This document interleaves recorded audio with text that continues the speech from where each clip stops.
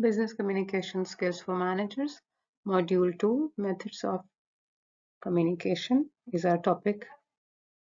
Methods of communication are various and they vary from organization to organization and from one sector to another sector, but there are few basics which apply to all organizations across. So the learning outcomes of methods of communication is that we are going to discuss the importance of listening. We are going to talk about verbal communication and its role in business. And then towards the end, we are going to talk about the non-verbal communication and its roles and how it impacts a business. There are 5 key skills for active listening.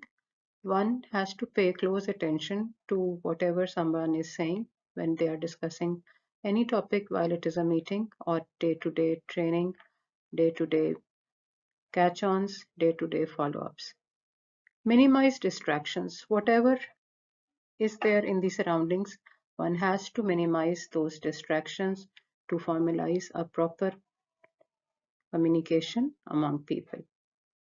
Give good body cues.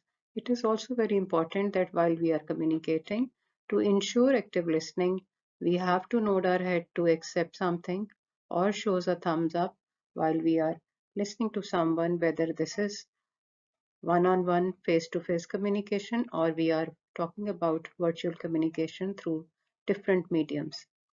Paraphrasing is again very important. You need to align that what we are talking and what when somebody is saying something to us, we need to align those points which are being discussed, acknowledge them, and then respond to them.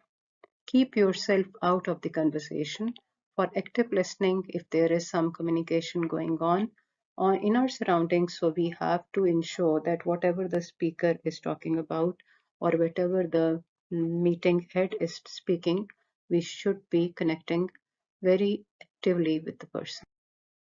Practice question 1. An associate is sharing a story of how the CEO has pushed back for additional information before a decision can be made on a capital purchase.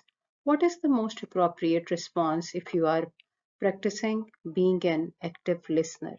How will you answer this question? This is an activity for you, which you can send a reply in responding to this communication answer question so that the answer can be evaluated and we will be reverting to you on it. That how a person is going to answer this query when the CEO has pushed back for additional information before a decision can be made on a capital purchase. Verbal and non-verbal communication. Spoken communication includes less formal, synchronous, build a sense of trust, and written communication is more formal, it's asynchronous, and more impersonal.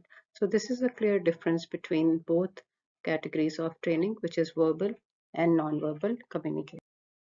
Verbal communication, let's speak about it, that what are the basic points which are covered in verbal communication.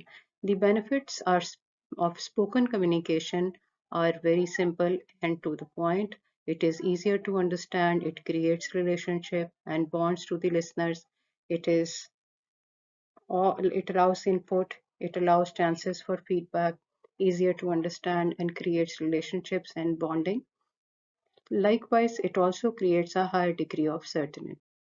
Nonverbal communication is the type of communication that can affect on success of your communication. So sometimes facial expressions through giving cues to someone, gestures like raising your eyebrows, a nice smile, proximity, touch means that you are time and again holding the desk, pointing out something, making a very respectful eye contact, and your appearance is also relevant to